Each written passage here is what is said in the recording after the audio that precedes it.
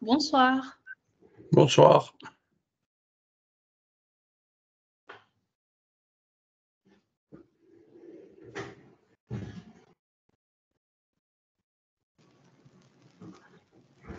Bonsoir. Bonsoir. Alors, Bonsoir.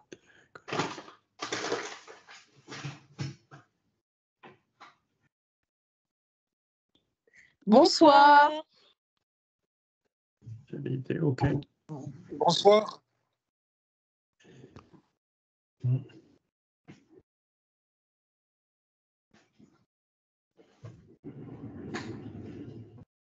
Bon, alors le micro, comment on fait pour...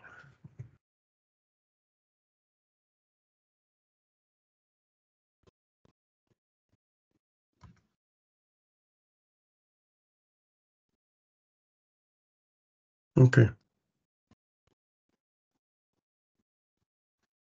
Alors,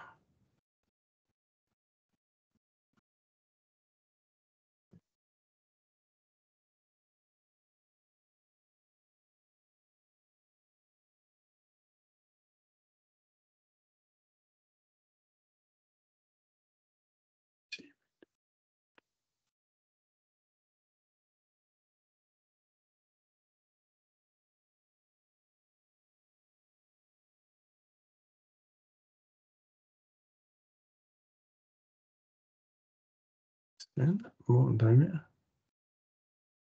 Alors, pourquoi je fais pas de son?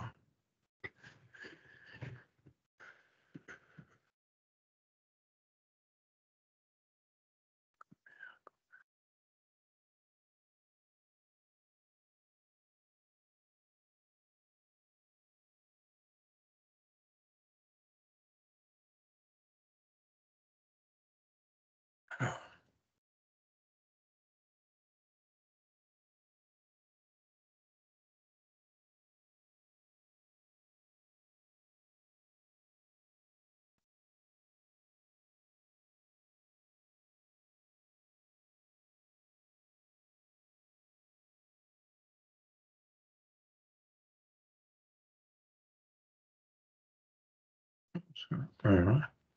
Comment je fais pour me connecter?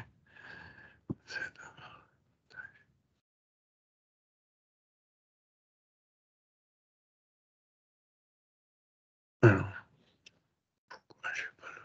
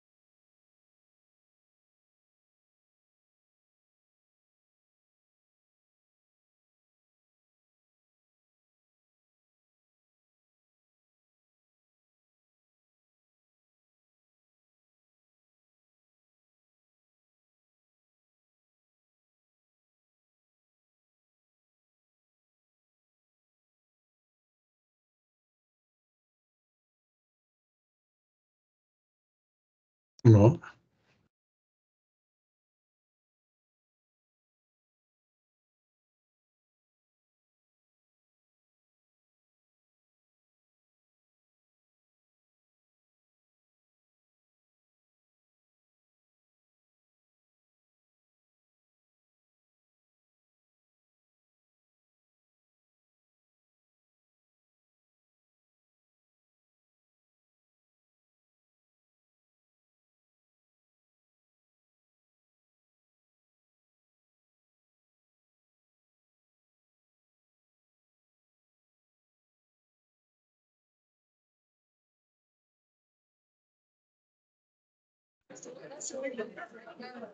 Le mois de janvier.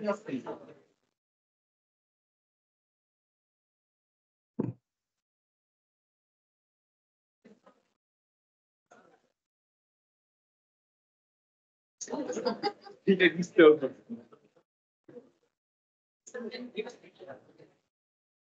Eh bien, non. Non. Alors, non. Pas de son. Il y aura mieux après, ouais. Les corrections, les copies comme ça sur le bureau.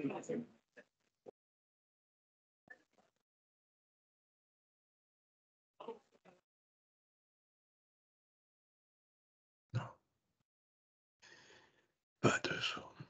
Bon, ben écoute, hein.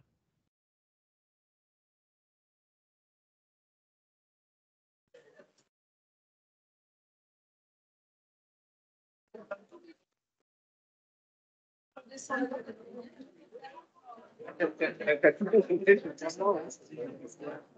En même temps, on a entendu que c'est bien parce qu'avec plus de temps pour faire le marché.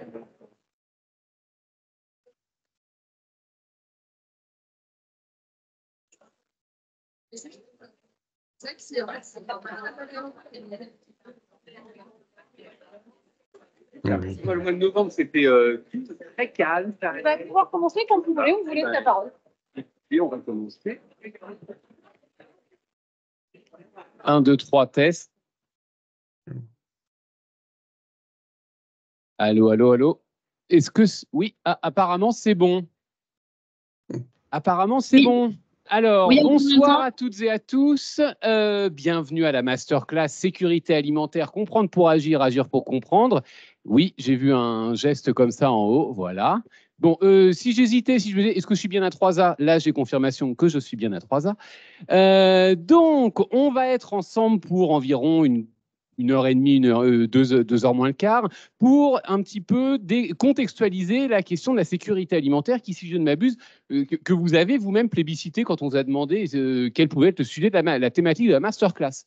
Alors, ça fait plusieurs mois qu'on travaille sur l'organisation. Et ben, finalement, on avait vraiment le nez fin parce que depuis une semaine et demie, bon, ça fait plus longtemps, hein, mais depuis une semaine et demie, on a la question on a les protestations d'une partie du monde agricole qui, ben, finalement, à elles seules, alors j'imagine que vous avez toutes et toutes un petit peu suivi ce qui se passe quand même, et qui synthétise à elles seules certaines des thématiques, enfin, nombre de thématiques qu'on va aborder ce soir et puis qu'on va aborder aussi demain lors des webinaires. Alors, bien sûr, la question de comment nourrir le monde. La deuxième question de la souveraineté alimentaire et de la souveraineté alimentaire nationale dans un contexte global. La question des normes. La question, bien entendu, environnementale qui revient sur toutes les bouches. Alors, soit pour dire qu'il n'y a pas de problème, soit au contraire pour dire nous devons repenser nos modèles agricoles et alimentaires à l'heure du changement climatique et à l'heure de nouveaux impératifs environnementaux. Et alors, pour commencer, très rapidement, alors avant, bien sûr, moi, je ne suis qu'un passeur de plats. Alors, quand on parle d'alimentation, c'est très facile de faire des traits d'esprit, il y en a beaucoup. Donc, ce soir, je ne serai qu'un passeur de plats pour les deux invités, les deux chercheuses, les deux enseignantes, les deux chercheuses que je vais vous présenter ensuite. Mais simplement, pour commencer, je voudrais très succinctement vous rappeler ce qu'est la sécurité alimentaire et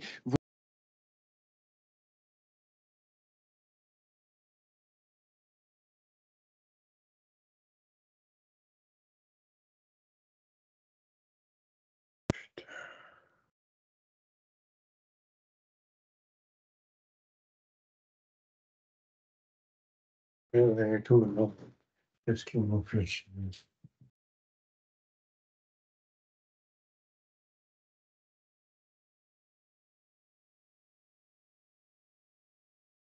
qu'ils soient publics, parapublics, privés, transnationaux, etc., qui définit la sécurité alimentaire, qui affirme que la sécurité alimentaire est assurée quand toutes les personnes, en tout temps, ont économiquement, socialement et physiquement accès à une alimentation suffisante, sûre et nutritive qui satisfait leurs besoins nutritionnels et leurs préférences alimentaires pour leur permettre de mener une vie active et saine. Alors vous allez me dire, la personne qui a défini cette définition ne connaissait pas les virgules, les points-virgules ou les points. Donc c'est pour ça que je vous ai un petit peu mâché le travail pour faire ressortir les 4 grands piliers qui définissent la sécurité alimentaire. Alors, le premier pilier, le premier pilier, c'est la question de la disponibilité. La question de la disponibilité d'une alimentation suffisante en quantité et en qualité. Et là, j'insiste vraiment sur ces 2 aspects. Pendant longtemps, la sécurité alimentaire et les projets autour de la sécurité alimentaire ont tourné sur une seule et grande thématique, c'était comme on a une population mondiale ou une population à une échelle plus locale qui augmente, donc automatiquement, il faut produire plus. Sauf que produire plus, c'est bien, mais si vous n'avez pas un accès à l'alimentation, disons que c'est une sorte de coup d'épée dans l'eau. Donc, premier pilier de la sécurité alimentaire, la disponibilité. Cette question de la disponibilité, on va en parler énormément ce soir. Le deuxième pilier, c'est donc l'accès, comme je vous le disais, contenu dans la définition socialement et physiquement accès à une alimentation suffisante. Le troisième pilier, vous avez vu, hein, j'ai fait des super animations sur mon PowerPoint. Le troisième pilier, c'est l'utilisation.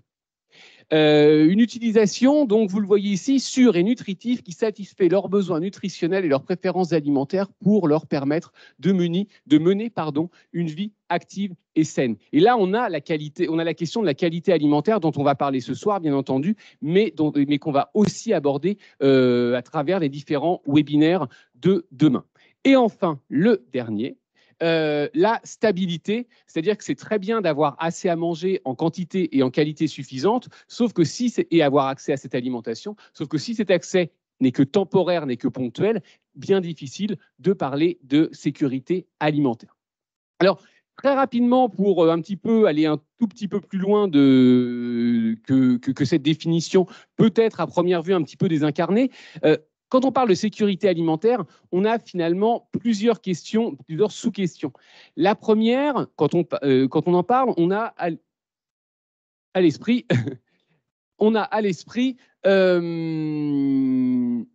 et si je faisais, bon, on ne le fera pas ce soir, mais si je faisais une sorte de tour d'amphithéâtre, est-ce qu'on peut, ouais, la prochaine. Si je vous parle de sécurité alimentaire, alors il y en a une avant normalement, je crois. Bon. Alors, elle ne charge pas, c'est pas grave, j'ai l'habitude. Vous savez, pendant des années, j'ai donné un cours de cartographie par ordinateur sans ordinateur. Donc, bon, c'est pas un PowerPoint qui n'apparaît pas qui va venir à bout de ma motivation. Donc, quand on parle de sécurité alimentaire, très rapidement, qu'est-ce qui vous vient à l'esprit? Vous vient à l'esprit les questions de sous-nutrition et voire, dans les cas les plus extrêmes, de famine. Alors, je vous rappelle, je ne vais pas vous faire un tour de table là encore, mais allez, très rapidement, est-ce que vous avez une idée approximativement, allez, à 50 millions de personnes près, combien de personnes souffrent de manière chronique de la sous-nutrition sur la planète? À peu près. Hein. Allez, qui se lance? Là, pour rentrer avec le charisme qu'il y a du monde, pour répondre, il y a moins de monde. Alors, pas mal. Vous avez raison. Les chiffres varient, mais on est entre 690 et 800 millions. Alors, vous allez me dire, c'est un petit peu à la louche, mais disons que plus des centaines de millions de personnes sont aujourd'hui victimes sur la planète de sous-nutrition chronique. Et c'est un chiffre qui augmente, contrairement à ce qu'on pourrait penser vu d'Europe, vu des pays développés. Les taux de sous-nutrition augmentent et notamment ont augmenté de plus de 130 millions de personnes depuis la pandémie. Donc une vraie question qui se pose. Deuxième question, peut-être, allez, on va dire l'opposé. Je vous parlais de sous-nutrition. vous avez une autre pandémie, invisible cette fois, dont on commence à entendre parler un petit peu, c'est la question de la surnutrition, qui se formalise bien sûr à travers la question de l'obésité, mais l'obésité n'est que l'expression extrême de cette question de la surnutrition. Alors, en France, là encore, on a des taux de personnes en situation de surpoids, alors plus ou moins avec différents degrés, bien sûr, qui augmentent. On n'est pas non plus encore au stade de certains pays nord-américains. Alors, bien sûr, vous pensez automatiquement aux États-Unis. Je vous rappelle que le pays qui a la prévalence d'obésité la plus élevée au monde, peut-être une idée ? Le Mexique, où vous avez plus d'une personne sur deux en situation de surpoids, voire d'obésité. Une personne sur deux, c'est absolument énorme. Alors, historiquement, cette partition entre surnutrition, sous-nutrition, on se disait, bon, allez, la famine au sud et l'obésité au nord. Et on se rend compte depuis quelques décennies que cette partition géographique est de moins en moins pertinente. C'est-à-dire que vous avez des situations de vulnérabilité alimentaire, et je pense qu'on va en parler beaucoup ce soir, dans les pays dits développés, et on a des situations de surnutrition de plus en plus importantes, et bien sûr toutes les maladies liées à cette surnutrition, dans les pays qu'on qualifiait autrefois en voie de développement ou émergents. Je vous renvoie par exemple à la prévalence du taux d'obésité en Chine ou dans les pays du Moyen-Orient qui explose absolument depuis environ une vingtaine d'années. Donc on a cette question de l'accès à l'alimentation. Et je finirai ma très très brève introduction avec une autre question qui va être une sorte de fil rouge dans nos discussions, puis les débats qu'on va avoir tous et toutes ensemble, qui pourrait se synthétiser à partir d'une seule question. C'est, vous le savez tous, aujourd'hui, les prévisions démographiques prévoient qu'à l'horizon 2050, on aura une population mondiale entre, grossièrement, 9 et 12 milliards d'habitants. Donc, au moins 2 milliards de bouches de plus à nourrir. C'est énorme. C'est absolument énorme. Vous pourriez me dire, il suffira de produire plus. Sauf que la deuxième partie de la problématique, c'est comment nourrir une population en augmentation constante avec de moins en moins de ressources disponibles. Et quand je vous parle de ressources, je ne vous parle pas uniquement des ressources en eau, je ne vous parle pas forcément des ressources foncières, je vous parle aussi par exemple de la main-d'œuvre. La crise aujourd'hui que vit le monde agricole, c'est aussi une crise de la main-d'œuvre.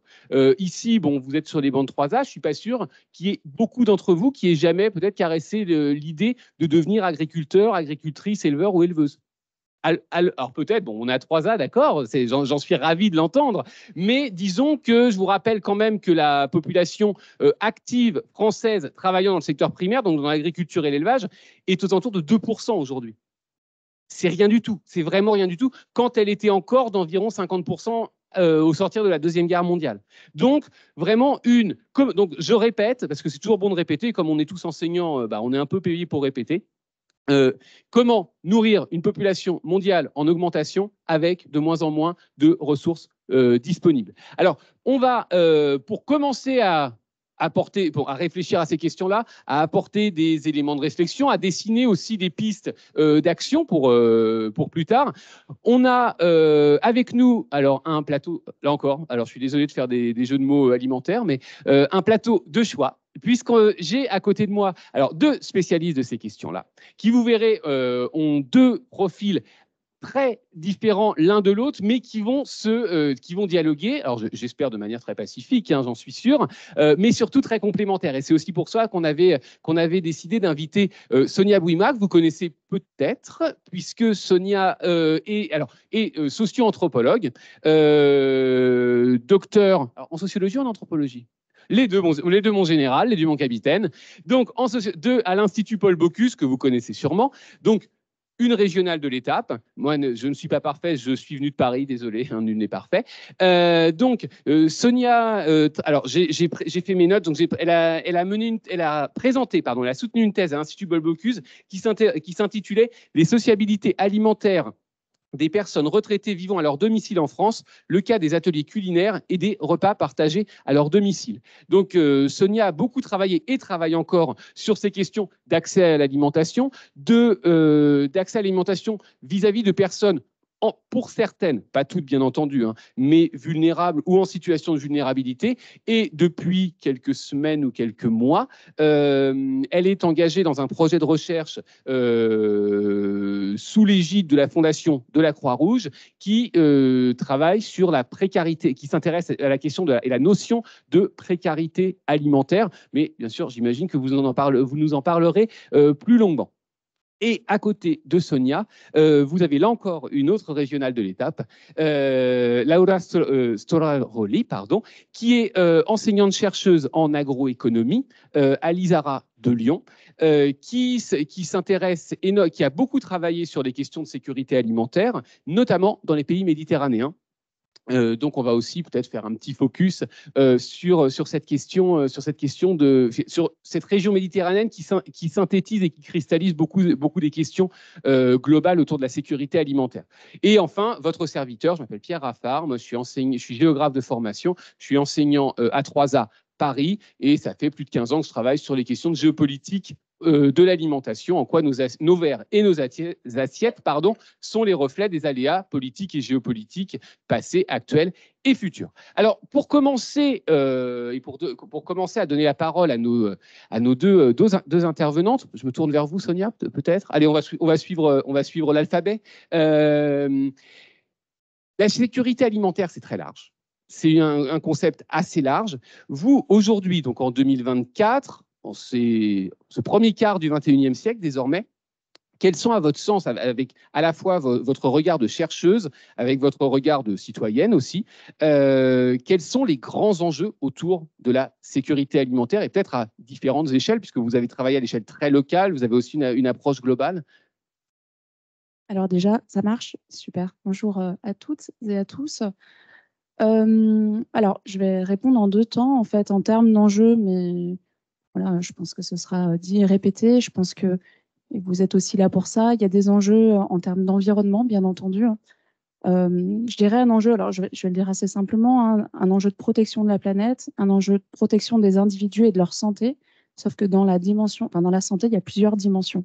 Voilà, si on reprend la définition, par exemple, qu'en fait l'OMS, peut-être que vous le savez, la santé, elle est définie comme un bien-être physique, psychologique et social. Donc évidemment, quand on parle de santé, il y a toutes ces dimensions qui rentrent en jeu. Donc finalement, la santé de la planète, la santé de l'individu, dans toutes ces dimensions. Et puis, effectivement, un enjeu aussi de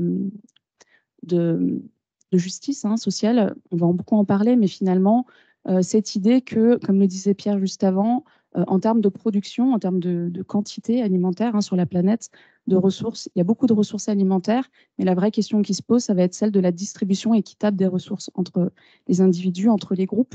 Donc évidemment, cette répartition n'est pas égale, je vous apprends rien, aussi bien voilà, entre les différents pays du monde, mais aussi entre les différentes populations. En France également, j'en parlerai plus tard avec la précarité alimentaire. Voilà. Bon, pour rebondir sur ce qu'a dit Sonia, bonsoir à tout le monde. Et en fait, je pense aussi qu'il y a, disons, un enjeu très important de la sécurité alimentaire. On va parler de la santé. En fait, depuis les temps, la première médecine, c'est l'alimentation. Donc, l'enjeu, c'est vraiment de s'approprier à nouveau de cette notion des médecines en tant qu'alimentation pour survivre, mais pas que, parce que l'alimentation a des enjeux, comme le disait Sonia, au niveau environnemental, au niveau de santé de la planète, mais au niveau aussi social, au niveau culturel, au niveau de partage, d'identité, parce que ça fait partie de notre identité. Et donc, ça doit concilier aussi avec les enjeux de l'environnement, du changement climatique. Parce que ce qui peut être bien, peut-être, pour l'environnement, peut-être c'est pas acceptable par rapport à ma culture, par rapport à mes préférences. Parce que, comme on disait bien Pierre sur la définition de sécurité alimentaire, c'est les préférences de faire face à la satisfaction à un objectif et saine, mais là, on vient sur un concept de sécurité alimentaire un peu plus moderne comme on l'avait avant. Avant, comme disait Pierre, on a un concept de sécurité alimentaire vraiment basé sur je dois nourrir tout le monde, je produis plus. Parce qu'on venait de la Deuxième Guerre mondiale, on avait faim, et il fallait produire pour nourrir tout le monde. Et après, avec le temps, on s'est rendu compte qu'il fallait mettre l'individu au centre de l'alimentation. Donc, c'est l'individu aussi que maître de ses choix. Et donc aussi, on lui donne une responsabilité, un rôle, un niveau plutôt microéconomique, du fait que on doit choisir, mais on doit faire face à les enjeux qu'on a au niveau, pas seulement de notre quotidien, mais au niveau international, au niveau géopolitique, etc. Après, je pourrais continuer encore longtemps, mais je ne veux pas trop prendre la parole. Je voulais juste aussi préciser, je pense que quand on parle d'alimentation, il faut bien avoir en tête le système alimentaire. C'est-à-dire que l'alimentation, ce n'est pas uniquement les consommateurs, ça va être les producteurs, ça va être les distributeurs, ça va être les consommateurs. Voilà, il y a des centaines et des centaines d'acteurs qui sont concernés et ça en fait justement un objet absolument complexe, voilà, avec plein d'enjeux, encore une fois, en termes d'échelle, en termes finalement, des fois, comme tu le dis, hein, de contraintes qui s'opposent, de visions qui s'opposent et qui ne sont pas forcément toujours faciles à concilier. Donc, c'est ça aussi. Je termine parce que Sonia t'a dit quelque chose de très important. En fait, un autre enjeu, comme elle disait, du système alimentaire, parce que la sécurité alimentaire, c'est vraiment lié à comment organiser le système alimentaire, c'est de recréer un peu ces liens. On a toujours travaillé beaucoup en secteur divisé. Le fait de se rendre compte que le système, c'est quelque chose qui travaille ensemble. Donc, on a les agriculteurs, la distribution, la transformation, les mangeurs, les consommateurs. Et il faut trouver un équilibre entre tous ces aspects-là qui fait la complexité du système alimentaire et de sa transition vers un respect de la terre, de l'environnement. Pour comprendre bien cette complexité du système alimentaire, vous pouvez faire l'expérience chez vous. Ouvrez vos placards, ouvrez vos réfrigérateurs, vous prenez n'importe quel produit de base que vous utilisez, ça peut être de la mayonnaise, ça peut être de la moutarde, ça peut être tout ce que vous voulez, et essayez de retracer toutes les étapes qu'a connues le produit en question pour arriver jusque dans votre placard. Je vais vous spoiler un petit peu la fin, c'est que vous en êtes totalement incapable. Pourquoi ? Parce que le système alimentaire, c'est de plus en plus complexifié, comme disait tout à fait bien Sonia. Les acteurs, désormais, essayer de définir tous les acteurs qui sont associés de près ou de loin à la production, la distribution, la consommation d'un produit, la transformation d'un produit, c'est devenu quasiment une gageure et pour les chercheurs, et pour les consommateurs, et même pour les industriels, si on considère des produits transformés. Alors, moi, il y a quelque chose sur lequel je voudrais vous entendre, puisque j'en ai parlé un petit peu et puis vous avez bien entendu insister là-dessus, c'est la question environnementale. Moi, je me souviens quand j'étais étudiant, quand j'étais à leur place, je ne vais pas vous dire quand parce que ça me vieillit beaucoup trop, j'avais des cours justement sur l'alimentation. Alors, on me racontait des choses très intéressantes au demeurant. Et le dernier cours du semestre, on me disait, oui, puis il y a peut-être un petit réchauffement climatique. Bon, ça va sûrement changer. Et finalement, on rentrait chez nous et on attendait notre partiel et ça s'arrêtait là. J'ai l'impression qu'aujourd'hui, la question environnementale, elle n'est plus à la fin du cours, elle est dès l'introduction, dès le départ, et elle oriente à la fois la réflexion, elle doit aussi orienter la prise de décision. Mais alors, je vais peut-être vous poser une question. Alors, j'imagine, vous êtes une sorte d'élite éclairée, donc je suis désolé de poser une question sur des choses que vous connaissez peut-être sûrement déjà, mais en matière alimentaire, en matière agricole, comment est-ce que ces impératifs environnementaux s'expriment à toutes les étapes de l'acte alimentaire? Laura, peut-être que vous pouvez commencer. Alors, c'est très compliqué parce qu'on doit partir du concept que n'importe quelle activité humaine impacte l'environnement. Donc, on n'a pas une activité humaine parfaite et on n'est pas parfait parce que on consomme, on produit, on consomme et on impacte l'environnement. Ce qu'on peut faire, c'est de réduire notre impact. Il paraît que c'est déjà trop tard, donc ça va être assez compliqué. Mais il y a des mesures qui sont mises en place quand même. Il y a pas mal de prise de conscience aussi vers les agriculteurs. Il ne faut pas non plus, souvent on les accuse pour être ceux qui impactent le plus l'environnement, mais c'est pas que. Il y en a certains qui sont en pleine transition, qui changent leurs pratiques, qui réduisent leur cheptel pour avoir moins de produits de viande, parce que c'est pour l'environnement. L'idée, c'est aussi de diminuer la consommation et la production de viande.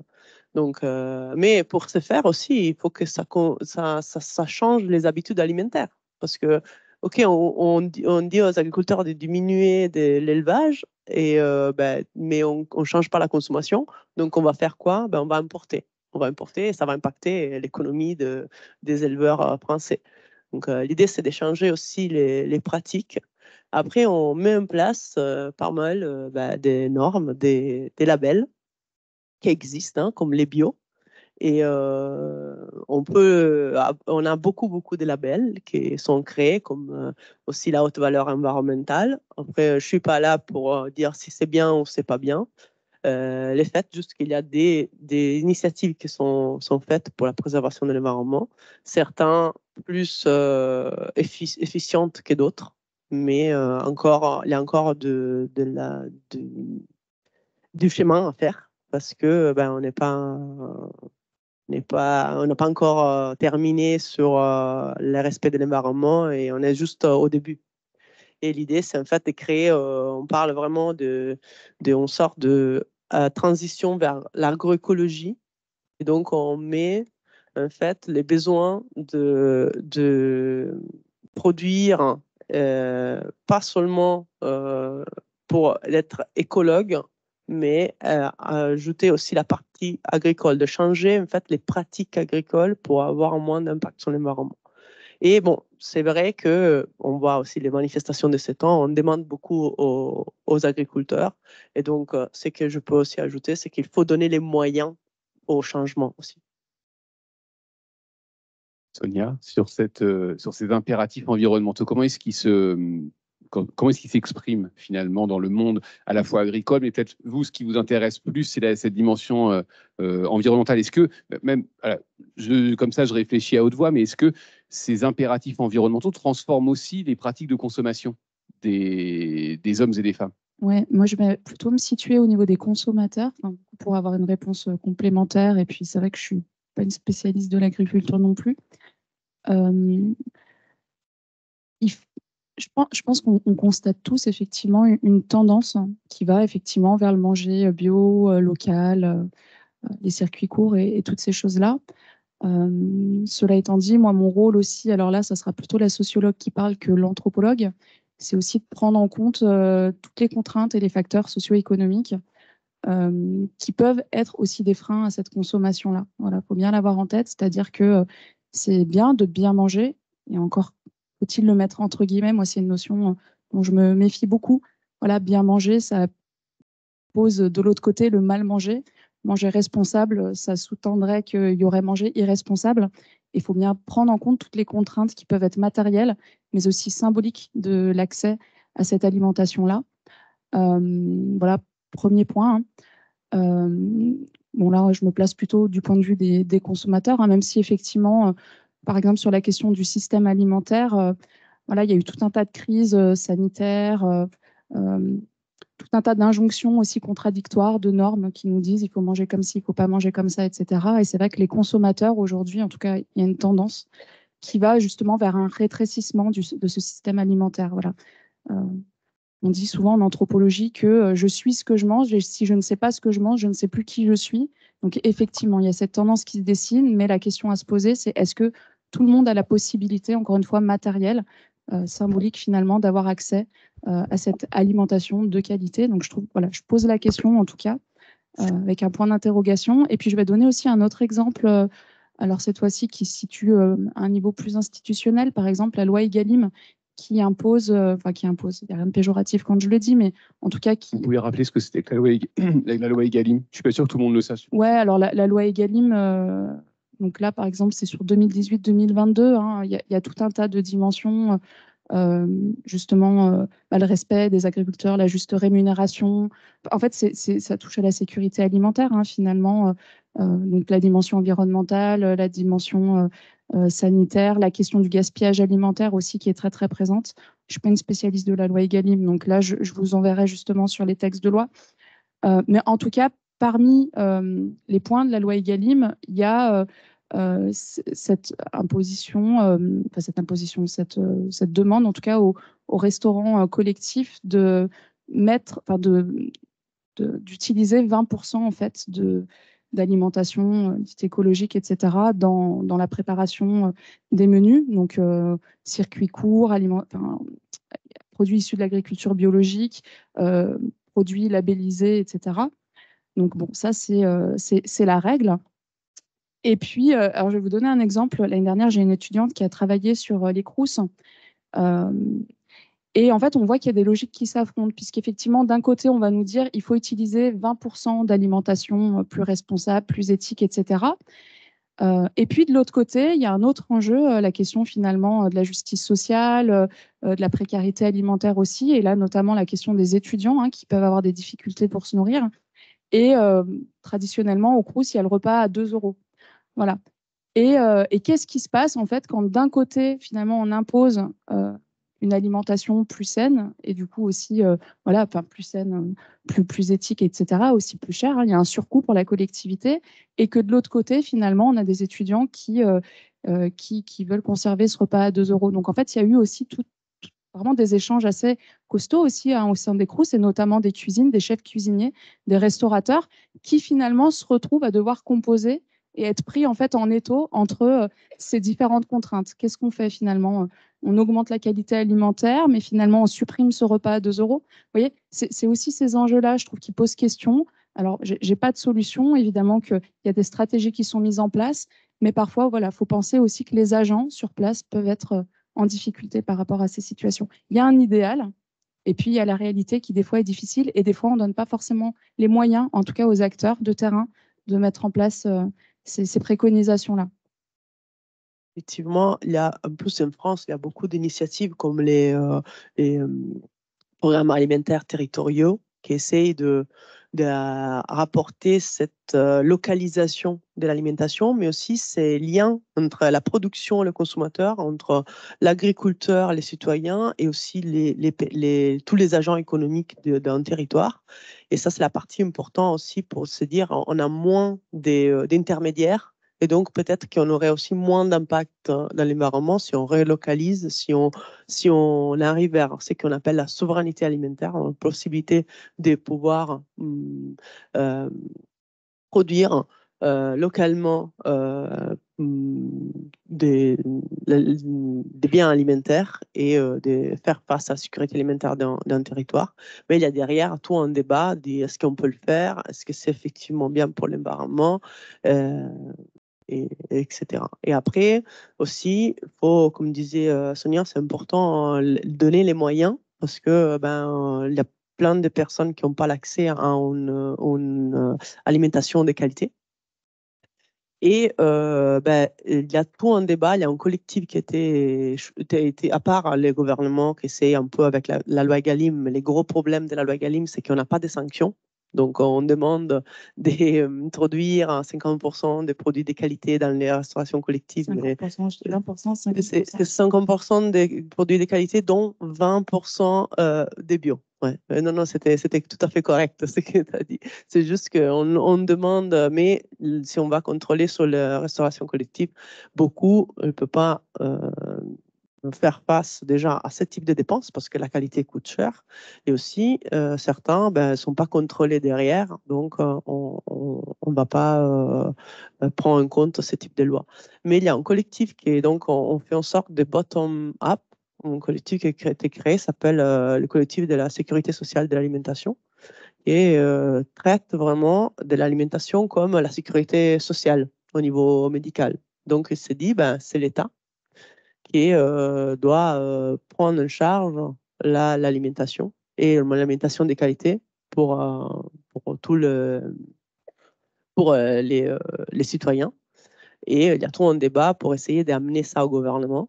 c'est pas encore le cas, mais quand même, il y a des initiatives disons que ça bouge. Et on a quand même des initiatives qui sont à l'origine, soit des citoyens, soit des territoires, etc. Oui, je me permets d'ailleurs de rebondir sur sur ce que disent à la fois Sonia et Laura. C'est quand on parle d'alimentation et quand on parle d'agriculture, il faut aussi essayer d'expurger l'instantanéité du regard. C'est-à-dire qu'on travaille sur des temps longs, sur le moyen terme, le long terme, voire même le temps long historique. C'est-à-dire que ce n'est pas en un claquement de doigts qu'on va vraiment... on appelle aux transitions alimentaires, à une révolution alimentaire, à tout ce que vous voulez, mais malheureusement, ça ne pourra pas se faire en un claquement de doigts. Amusez-vous à rencontrer les agriculteurs qui manifestent en ce moment. Alors, certains d'entre eux et certaines d'entre eux, peut-être, bien entendu, totalement aveuglés par un modèle qu'on appelle conventionnel, avec un magnifique euphémisme qu'on pourrait appeler industriel si on était un petit peu plus trivial. Beaucoup ont conscience de la limite du modèle qui a été installé après la Seconde Guerre mondiale, qui répondait, comme Laura, tu le disais, à un vrai besoin de nourrir la population française après des années de disette, après la Deuxième Guerre mondiale. Aujourd'hui, vraiment, je vous invite à aller visiter des élevages, à aller visiter des fermes. Vous vous rendrez compte que les éleveurs, que les agriculteurs, même les transformateurs et même l'industrie agroalimentaire, y réfléchissent énormément à comment faire évoluer les modèles. Le problème, c'est que ça prend du temps. Et que malheureusement, avec le regard et avec l'analyse de plus en plus instantanée, c'est compliqué parfois d'avoir ces choses-là. Et la deuxième chose, et c'est aussi pour ça qu'on avait invité et Laura et Sonia, c'est pour vous montrer que la sécurité alimentaire, ce ne sont pas des questions qui concernent uniquement des pays à l'autre bout de la planète. Non, non, parler de sécurité alimentaire, vous l'avez aussi en France, vous l'avez aussi en Rhône-Alpes, vous l'avez aussi à Lyon, vous l'avez aussi dans l'ensemble des quartiers lyonnais, parisiens, nantais ou brestois. Donc ce ne sont pas des thématiques qui sont totalement éloignées de nos préoccupations, quotidiennes. Loin de là, loin de là, loin de là. Laura, quand je te présentais en introduction, j'ai dit que tu avais beaucoup travaillé dans le monde méditerranéen, enfin sur le monde et dans le monde méditerranéen. En quoi est-ce que la Méditerranée et ce grand bassin méditerranéen cristallise certains des enjeux? Tu parlais de souveraineté alimentaire, tu parlais d'environnement, on parlait aussi de changement climatique. J'ai l'impression quand même que cette région-là, à elle seule, elle est une sorte de concentré de toutes les questions qu'on peut avoir aujourd'hui et demain. Alors, déjà, on parle des bassins méditerranéens, mais on a plusieurs pays qui donnent sur la Méditerranée. Après, on considère aussi la France, mais la France a plusieurs régimes alimentaires qui existent en même temps. Si on part du sud jusqu'au nord, ça change énormément. Et comme dans d'autres pays, mais en fait, on a différents pays qui donnent sur le bassin méditerranéen. Et en même temps, on a des similitudes dans le type de ressources qu'on peut utiliser et du climat. Et en même temps, certains pays ont aussi des similitudes par rapport à la propre culture alimentaire. Par contre, on a des pays très différents. Et donc, il y a des enjeux géopolitiques. Et souvent, on fait une division entre ce qui sont les pays du Nord et les pays du Sud. C'est une simplification, parce que chaque pays a son propre contexte, chaque pays est économique, est environnemental, etc. Mais il y en a, souvent on parle des pays européens de la Méditerranée du Nord et plutôt de l'Afrique du Nord. Après, on en a d'autres, mais on fait cette simplification. Et on a des situations, surtout par rapport à ce que sont les différentes exportations, importations. Quand tu parlais des disponibilités, et aussi quand tu parlais de stabilité. C'est des pays qui parfois, en fait, dans mes recherches, quand j'ai fait ma thèse, j'ai parlé beaucoup de stabilité, et vulnérabilité. En fait, c'est des pays qu'on pouvait penser assez stables parce qu'il y a quand même plein de ressources, mais au niveau économique ou au niveau des politiques de gouvernement et au niveau des choix de production, elles pouvaient se rendre vulnérables, vulnérables à l'insécurité alimentaire. Et donc, on a des pays comme ça peut être, par exemple, l'Algérie, qui a quand même beaucoup de ressources financières, mais elle a un déficit, par exemple, de céréales. Elle est très dépendante de l'importation de céréales. Et donc, dès qu'il y a des problèmes au niveau international, par exemple, je fais l'exemple de l'Algérie, mais ça peut être n'importe quel pays parce qu'on est tout impacté. On est énormément impacté par les derniers conflits et par les Covid on a vu, vous avez vu certainement par rapport à vos courses, ça commence à augmenter les prix de votre course. C'est vraiment la situation géopolitique qui fait qui a des répercussions sur notre alimentation aussi, sur les prix alimentaires, et surtout quand on parle vraiment de céréales et de la volatilité des prix de céréales. Et ça, c'est quelque chose qu'on voit énormément en Méditerranée. Et après, bon, l'autre aspect qu'on peut généraliser partout, dans tous les pays du monde, c'est effectivement l'aspect économique.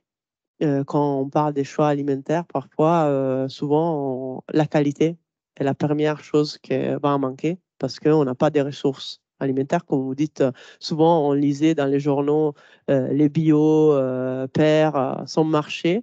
Ben, c'est parce qu'en fait, avec l'inflation et des problèmes d'accès à l'alimentation au niveau économique, ben, on arrive à faire des choix. Et donc, préférer des pays légèrement moins chers et peut-être des produits moins qualitatifs.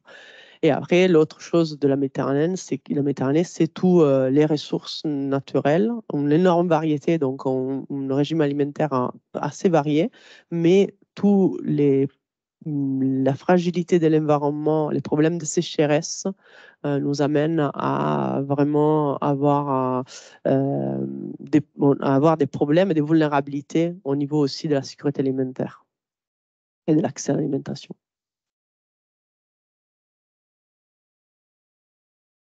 Oui, là c'est bon, ça marche. Ouais.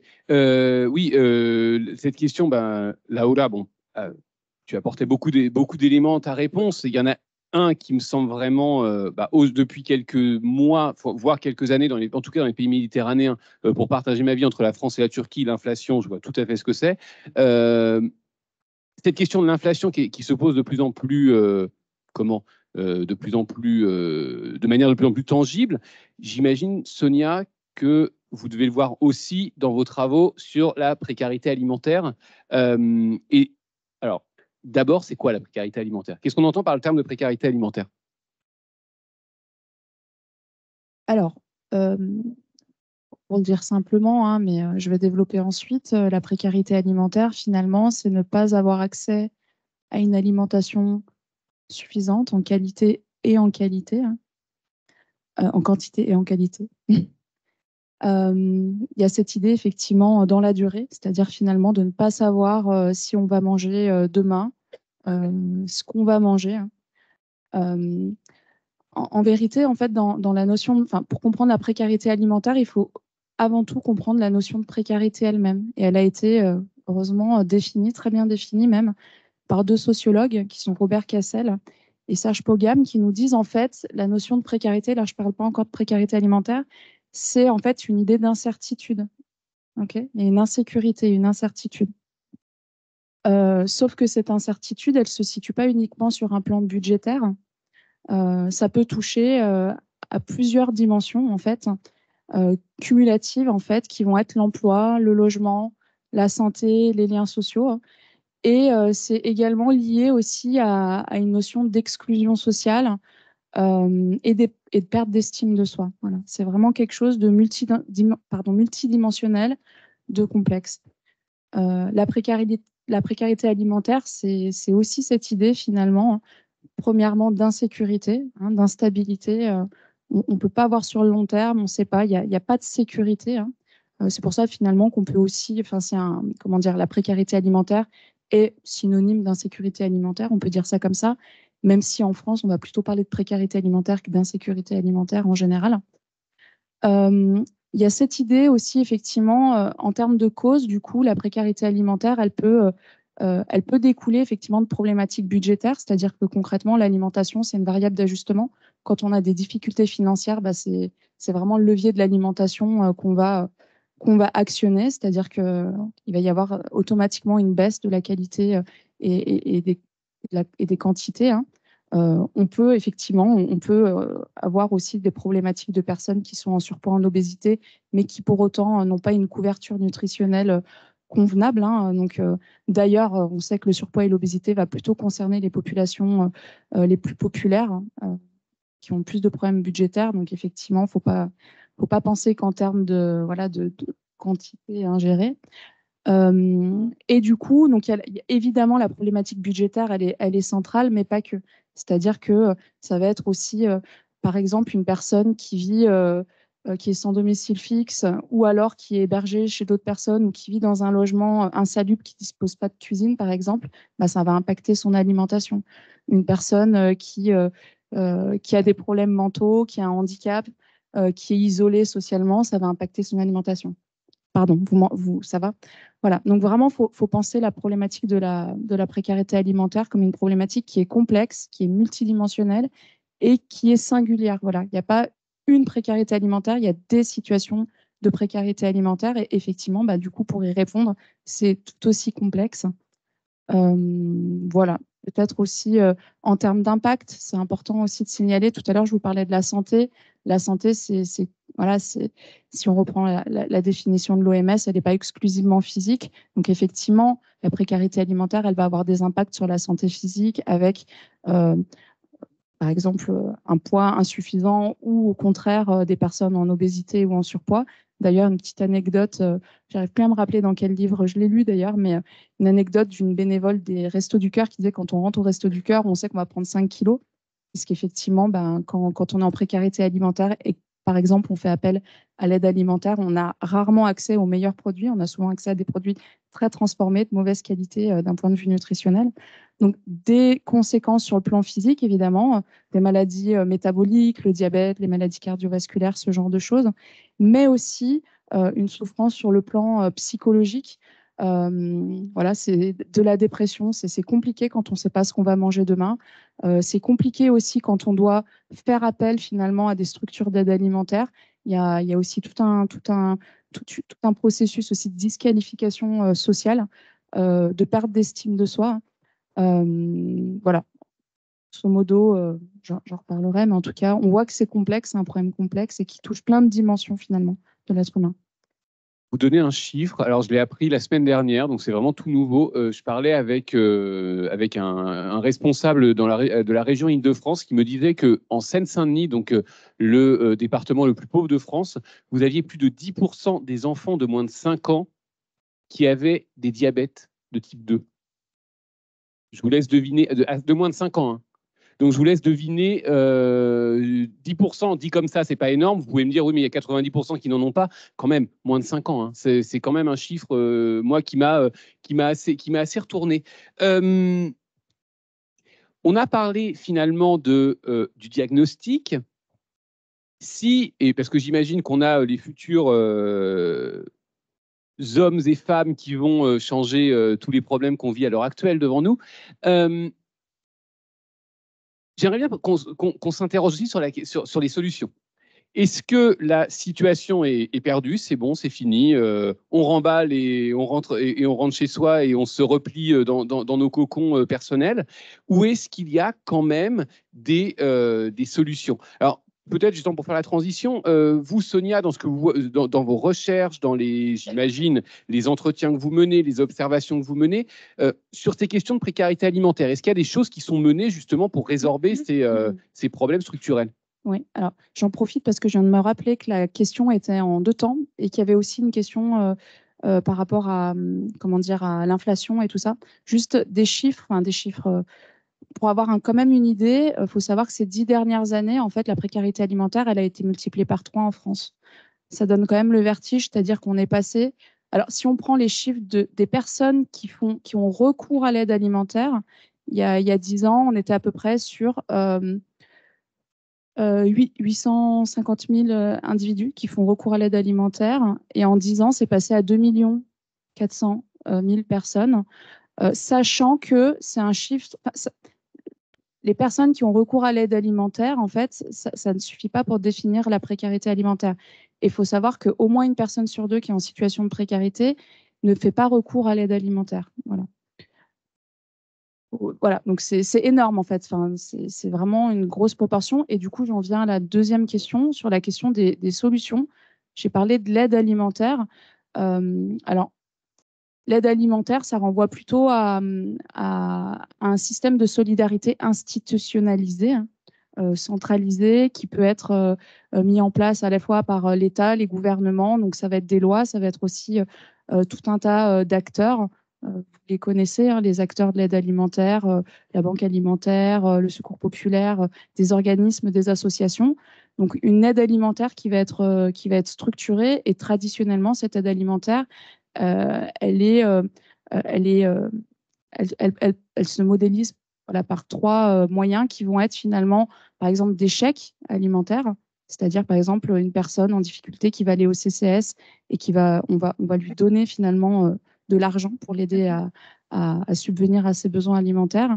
Ça va être du don en nature, des denrées alimentaires, par exemple des colis alimentaires. Ça va être également des repas servis chauds ou même des sandwichs, des choses comme ça. Donc voilà, on va dire que c'est les trois grandes formes de l'aide alimentaire. Simplement, la grande difficulté, comme je le disais, c'est qu'avec voilà, les crises politiques, environnementales, sanitaires, Covid-21, ça a été aussi vraiment une catastrophe, hein, sur le plan de la précarité alimentaire, avec un bond au niveau des chiffres, mais aussi l'inflation. Bah, finalement, bah, ce système alimentaire, il est aussi voilà, il est submergé, hein, par le nombre de personnes qui se rendent. Donc c'est compliqué, hein, pour les personnes. Ça implique aussi des violences au niveau des services. C'est pas évident non plus pour les personnes, puisque je parlais tout à l'heure de disqualification sociale. Voilà, c'est pas évident d'aller chercher de l'aide.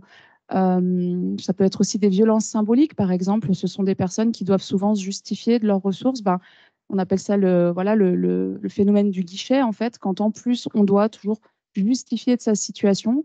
Voilà, avoir une aide alimentaire sous condition, ben, ça peut être une violence pour les personnes, et ça peut aussi expliquer qu'il y a certaines personnes qui ne font pas recours à l'aide alimentaire. Il y a aussi le fait que ben, on ne sait pas aussi forcément ce qui est à disposition.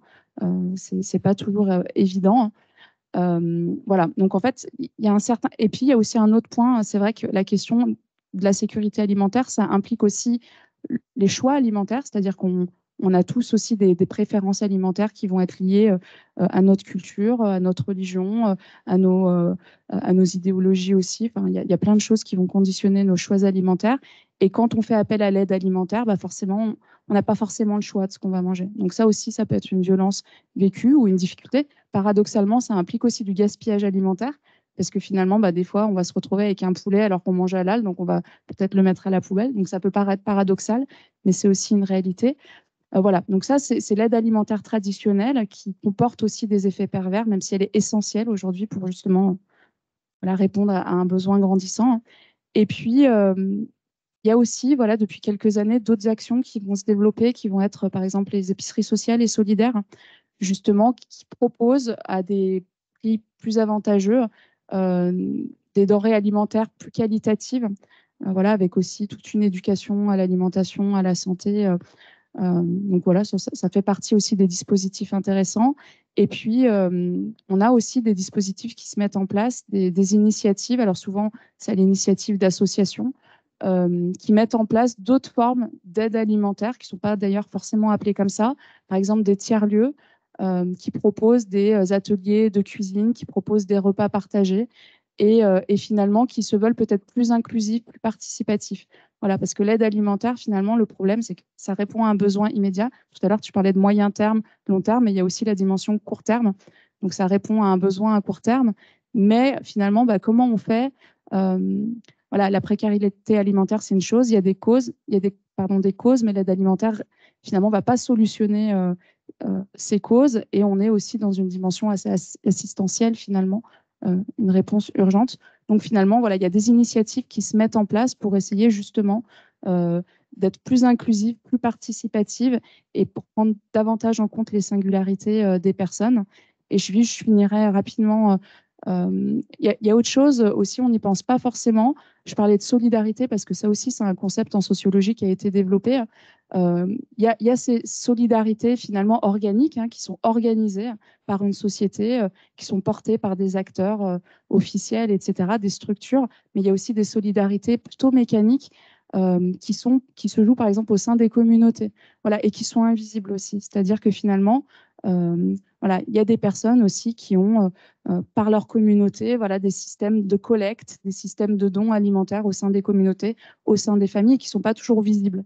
Donc c'est aussi intéressant de s'intéresser, intéressant de se dire aussi pas penser les choses qu'en termes un peu pathos, un peu misérabilistes, mais qu'il y a aussi des difficultés, mais de l'autre côté aussi des stratégies qui sont mises en place par les acteurs, voilà, pour justement répondre à ces difficultés.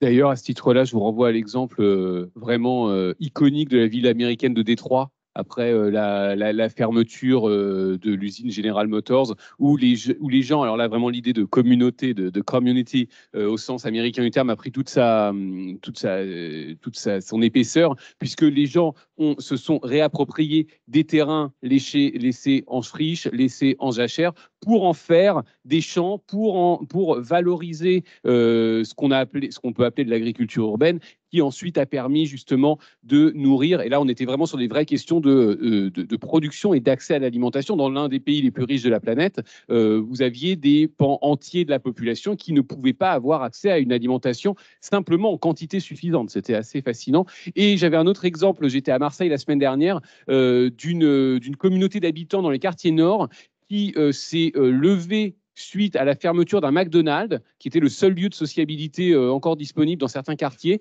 Et donc, ils se sont réappropriés le lieu pour en faire une sorte de tiers-lieu, alors sans aucune aide, au départ des pouvoirs publics, mais pour justement à la fois valoriser un accès à l'alimentation et valoriser un lieu qui soit un lieu social aussi. Alors, Laura, Sonia a parlé de l'aval de l'acte alimentaire, de la chaîne de valeur, si je prenais un gros mot.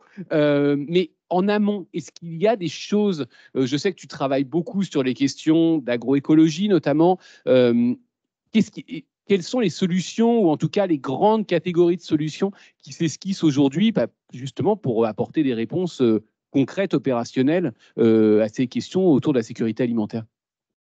Alors, la question, c'est toujours se dire, au niveau de la production, on se dit comment nourrir 10 milliards de personnes en 2050, alors qu'il faut qu'on diminue notre production donc, et qu'on impacte moins l'environnement. Donc, ça, c'est compliqué, mais on peut quand même, il y a des pratiques qui sont mises en place, des pratiques qui préservent un peu l'environnement, qui nous permet quand même d'augmenter par exemple la productivité et d'avoir moins d'impact sur l'environnement et quand même réussir à nourrir tout le monde. Une solution, par exemple, qui me vient en tête, c'est aussi le fait on fait toujours la guerre à l'élevage et à la viande des vaches, par exemple.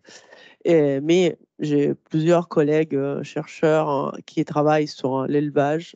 Si déjà on change, par exemple, l'alimentation de notre vache, plutôt de l'herbe, des vaches herbivores, déjà on a énormément d'impact sur l'environnement. C'est vrai, on doit diminuer aussi la consommation de séquestrer la viande, mais déjà, ce serait quand même une solution. Donc, il y a des solutions qui sont mises en place. Il y a quand même des agriculteurs qui sont en train de faire plein de transitions, sont en pleine transition de changer leur habitude, leur pratique. Donc, pour et préserver l'environnement et aussi nourrir la population. Et l'autre partie qui est faite, c'est vraiment cette besoin, comme je disais tout à l'heure, aussi de recréer ces liens entre l'agriculteur et le consommateur pour avoir moins d'intermédiaires. Comme ça aussi, on a une meilleure sécurité alimentaire des agriculteurs déjà et aussi des consommateurs parce que quand même, l'argent qu'on donne directement, c'est de l'argent qui est pour la production, pas pour tous les intermédiaires, et aussi avec une nourriture de meilleure qualité. Et donc ça, c'est Et après, c'est le fait que beaucoup il y a la PAC qui aide la transition pour aider quand même les agriculteurs. Je rappelle, la PAC, c'est la politique agricole commune. Donc, c'est une politique agricole à l'échelle de l'Union européenne dans laquelle chaque pays participe à la financer. Oui. Très succinctement. C'est ça, et aussi on pourrait la critiquer parce que souvent la PAC, la politique agricole commune est critiquée pour soutenir souvent avec des subventions les grandes exploitations, alors que pour l'environnement, on nous demande quand même de réduire l'exploitation. Mais déjà, par exemple, qui a produit de manière à préserver l'environnement, déjà est aidé par la politique agricole commune. Donc, les subventions aident les agriculteurs. Après, il y a énormément de projets. Nous, on est sur des projets pour aider les agriculteurs, en fait, à avoir un changement dans leurs pratiques. Par exemple, d'avoir des production et d'élevage et aussi des céréales pour nourrir le propre élevage, d'avoir un genre multiculture. Et donc, ça pourrait aider pour une transition. Et aussi, pourrait aider d'avoir un moins impact quand même sur l'environnement. Et les seuls problèmes que nous demandent, c'est est-ce que c'est rentable? Parce que aussi la chose compliquée à répondre, on a des solutions qui existent, mais les problèmes, c'est parfois, comme tu disais, c'est le temps. Il faut du temps, il faut sensibiliser les agriculteurs au changement et les rassurer au fait qu'ils peuvent survivre et que cette transition peut leur permettre de produire ce qui lui permet de vivre et d'avancer. Voilà. Donc Laura, la viande végétale puis la viande cellulaire va pas nous sauver? Non, alors, comment dire, plaisanterie mise à part, je serais très curieux de savoir, et toi Laura, et toi Sonia, ce que vous pensez de de cette toute puissance de la technologie qui serait censée venir à bout de tous nos mots MAUX. Ouais, on pourrait aussi parler des fermes verticales hein, pour essayer de produire un max, avoir moins d'impact sur l'environnement. Je dis pas non à la technologie parce que on a fait énormément de progrès. C'est la technologie qui nous a permis de nourrir tout le monde et avoir plus de productivité au niveau de l'agriculture avec la mécanisation, etc. et de perdre moins de denrées alimentaires. Mais bon, c'est toujours un peu à le prendre avec les pinceaux. Parce qu'il y a pas mal de contradictions. Sur la viande in vitro, il y a des contradictions éthiques, culturelles, des faisabilités. Il y a des pays qui, comme par exemple mon pays, l'Italie, l'a complètement interdite. Et donc, je pense que c'est une piste à creuser, mais je ne pourrais pas dire oui ou non parce que, personnellement, je suis plus pour... j'ai un peu du mal avec tout ce qui est ultra transformé ou ultra technologique et donc je préfère peut-être changer un morceau de viande avec des légumes, mais après c'est mon avis personnel, donc chacun peut faire ce qu'il veut. Mais voilà, je balancerai pas trop sur ça. Et que nous dit la socio-anthropologue sur... J'ai été un peu prise de court là. Non, mais j'en ai... Non, mais en fait, ça me fait... Non, c'était une plaisanterie de ma part. En fait, bon, moi, j'ai pas d'avis... Enfin, je trouve que c'est toujours un peu délicat, quoi. Moi, je me méfie un peu toujours des yaka faucons, faut qu'on arrête de manger de la viande et tout ça, quoi. Je trouve que effectivement, il y a des enjeux aussi éminemment culturels et des représentations derrière. Mais par rapport à la question sur les technologies, je trouve que c'est assez intéressant finalement. Toutes ces pratiques de circuits courts, alimentation biologique et tout ça, d'un point de vue anthropologique, ça renvoie aussi symboliquement à une espèce de mythe d'âge d'or perdu, comme ça, on va retourner à des pratiques un peu d'antan dans tout l'imaginaire. Et je trouve ça assez rigolo de voir, alors je ne l'ai pas analysé, mais c'est une piste de recherche que j'ai en tête parce que je le vois revenir assez souvent, comment finalement, au travers finalement de réponses ultra technologiques finalement, on répond finalement à tout cet imaginaire-là, par exemple avec la viande de synthèse. Alors, là, moi, je ne me suis pas intéressée directement à la question, mais je pense qu'il y aurait une piste à creuser. Et c'est un petit peu la même chose, notamment quand on s'intéresse aux circuits courts, ce genre de choses, et aussi à la difficulté que peuvent avoir certains agriculteurs à vendre en direct et qui, justement, vont mobiliser des outils digitaux. En fait, il y a une espèce de digitalisation comme ça autour de finalement cette alimentation qui se veut traditionnelle avec une espèce de retour comme ça vers la nature et en même temps la mobilisation d'outils ultra technologiques, ultra modernes. Et je trouve que c'est intéressant. Voilà. Enfin, en tout cas, pareil que tout à l'heure, je pose des points de suspension et un point d'interrogation et je vous invite aussi à réfléchir sur tout ça parce que je trouve ça éminemment intéressant en fait et questionnant justement. Très bien. Restons sur les points de suspension. Je sens en plus, j'entends une sorte de comme ça de petites vagues sonores derrière moi. Donc je suppute que vous débordez de questions à poser à nos intervenantes. Donc simplement, je ne sais pas si l'adverbe est bien choisi, mais l'idée vraiment de cette table ronde introductive, c'était d'une part de vous définir ce qu'on entend par sécurité alimentaire, les différents piliers de la sécurité alimentaire, mais aussi, alors je reprends l'expression de Sonia, hein, vous invitez à vous méfier des yaka faucons, vous invitez à vous méfier des discours manichéens ou simplistes, en vous invitant simplement à pas forcément réfléchir et à considérer comme pertinentes des solutions toutes faites.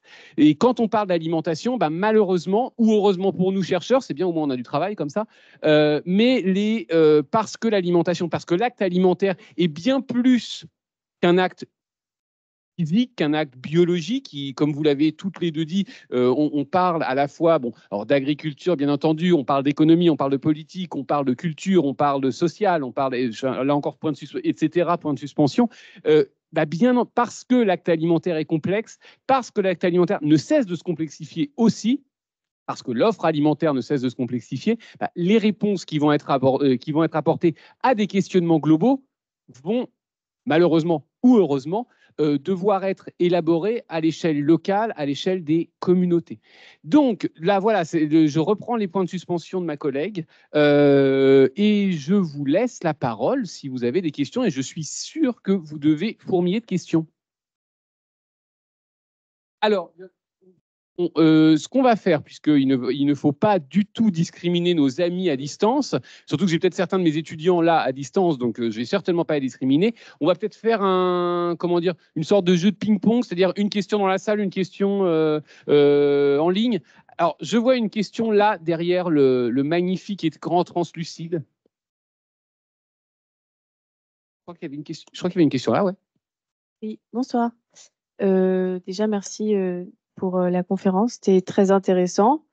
Moi, j'avais une question. Vous avez parlé de la sécurité sociale de l'alimentation. J'en avais entendu parler notamment je sais que c'était vers Saint-Étienne, je crois qu'il y avait quelque chose qui voulait être fait. Enfin, ils avaient créé le collectif et je voulais savoir, est-ce que vous pourriez en dire un peu plus dessus et en quoi vous pensez que c'est pertinent, s'il vous plaît. Merci. Alors, je vais essayer d'expliquer, si je ne suis pas experte, mais dans le fait du principe de la sécurité sociale de l'alimentation, c'est déjà le fait que c'est un mouvement qui vient des citoyens, des personnes, du besoin d'intégrer l'alimentation comme on l'a fait pour la sécurité sociale au niveau médical. Et les principes, il y a différentes expérimentations qui sont mises en place pour essayer de convaincre, disons, le gouvernement que ça peut se faire, que c'est pas si cher, que c'est faisable. Alors, une difficulté, c'est que pour l'amener au niveau national, on devrait faire une expérimentation au niveau national et pour le moment, les expérimentations qui sont en place sont des expérimentations plutôt territoriales. Il y en a une exactement à Saint-Étienne. Il y en a une autre qui est beaucoup plus développée, c'est à Montpellier. Et à Montpellier, il y a l'idée de donner 150 € par mois aux ménages pour pouvoir acheter leur nourriture. Et par contre, il y a les débats, ils restent ouverts sur essayer de savoir quel type d'aliments. Si on impose certains aliments ou on donne l'argent et on laisse libre les personnes de choisir quel aliment. Quel type d'aliment on veut conventionner? Donc ça, c'est toutes des questions que c'est, disons, au moment qu'arrivera au gouvernement, que c'est au gouvernement aussi de décider, un peu comme c'était les fêtes, c'est quoi qu'on finance pour la santé. C'est un peu le même principe. Après, l'idée derrière, c'est le fait que c'est proposé par les personnes, que c'est le fait que les personnes se mettent ensemble entre les agriculteurs, les consommateurs, la chaîne alimentaire pour essayer d'arriver à avoir une alimentation de qualité et accessible à tous. Et aussi, il y a un autre concept qui c'est joint un peu au concept de la précarité, c'est la démocratie alimentaire. Quand Sonia parlait des violences par rapport à l'aide alimentaire, il y a une autrice qui s'appelle Bénédicte Bonzi qui a fait sa thèse sur cette thématique-là. Elle travaille aussi avec les collectifs de sécurité sociale de l'alimentation, qui parle en fait du problème de la démocratie alimentaire, c'est donner accès à les gens de choisir ce qu'ils veulent manger, de pas être imposés à consommer des aliments que peut-être ils n'aiment pas, comme dans l'aide alimentaire. Souvent, ce qu'on achète ou ce qu'on a pour donner l'aide alimentaire, souvent, par exemple, l'idée des chocolats. On a le chocolat des Pâques qui est fini au Resto du Cœur, mais on n'a pas le choix d'avoir un autre type de chocolat. Et là, pour la personne qui est à l'aide alimentaire, dit ah ouais, je peux pas choisir, c'est que j'ai vraiment envie. Je veux juste manger les restes que les autres ne veulent pas. Et ça, c'est une violence alimentaire, une violence d'aide alimentaire. Et la sécurité sociale d'alimentation veut un peu éliminer cet aspect-là et c'est basé un peu sur la démocratie alimentaire. Je rebondis en fait sur ce que tu as dit. Je ne sais pas en lien direct avec la sécurité alimentaire, mais je trouve que ça pose une question essentielle, la question du choix. Par exemple, je crois que c'était l'année dernière, j'avais des étudiants qui me disaient oh là là, qui me disaient voilà, c'est compliqué parce qu'à un moment donné, il y avait un monsieur qui faisait la manche hors du magasin et finalement, je suis rentrée dans le magasin, il m'a demandé de lui acheter un sandwich de viande et moi je suis végétarien et ça va au-delà et je suis pas d'accord avec ça. Et ça, c'est quelque chose qui est vrai, par exemple, avec l'alcool, quand on dit oui, mais si je donne de l'argent, il va s'acheter de l'alcool avec, etc. Je pense qu'il faut aussi bien avoir en tête, c'est un peu la notion de don contre don en sociologie, en fait, qui implique que quand on donne, la personne en face est en dette. Et en fait, ça peut générer aussi des rapports de pouvoir et de domination. Et effectivement, c'est encore ces logiques finalement environnementales, sociales, santé qui rentrent en jeu. C'est est-ce que finalement, parce que on apporte une solidarité, un soutien, est-ce qu'on est en droit finalement d'imposer des manières de faire? C'est-à-dire que voilà, le plan national nutrition santé dit qu'il faut manger 5 fruits et légumes par jour et bla bla bla. Voilà. Est-ce que finalement, ça donne le droit finalement voilà, d'imposer des manières de faire? Moi, par exemple, j'ai travaillé en fait notamment dans une structure qui proposait donc des repas partagés. Et dans cette structure, finalement, alors c'était hyper intéressant, les gens effectivement avaient accès à de la nourriture à moindre coût, etc. Mais il y avait une très très grande injonction autour de la participation. C'est-à-dire que tu viens là, ok, tu payes, mais tu dois participer. Et si tu participes pas quelque part, bah, voilà, tu es un peu exclu, tu es mis de côté. Voilà. Donc, des fois aussi, la solidarité, elle va avec un contrôle social, elle va avec des systèmes de domination. Et je pense qu'il faut aussi en avoir conscience. Et effectivement, que la question du choix, ça peut rentrer en contradiction avec des enjeux de santé, ça peut rentrer en contradiction avec des enjeux environnementaux. Et effectivement, il y a ces enjeux-là, mais en même temps, il ne faut pas non plus être dans du dogmatisme, sinon finalement, on est dans des violences symboliques telles que décrites par Pierre Bourdieu, par exemple. Voilà, c'est quelque chose qu'on retrouve beaucoup au niveau de l'alimentation et il faut y être attentif, je pense. Merci beaucoup. Alors, c'est bon maintenant? Oui. Une question de Sonia Brun dans le chat, donc qui part un petit peu d'une question postulat de départ. Donc, est-ce qu'aujourd'hui, on ne pourrait pas considérer les problèmes de précarité alimentaire comme un problème de santé publique? Et auquel cas, y a-t-il des structures qui se chargent de faire le lien entre les problèmes de santé liés à l'alimentation et la situation économique des patients? Elle pense notamment aux maladies endocriniennes, digestives, diabétiques, cœliaques. Voilà. Est-ce que aujourd'hui des structures sont mises en place pour faire ce lien?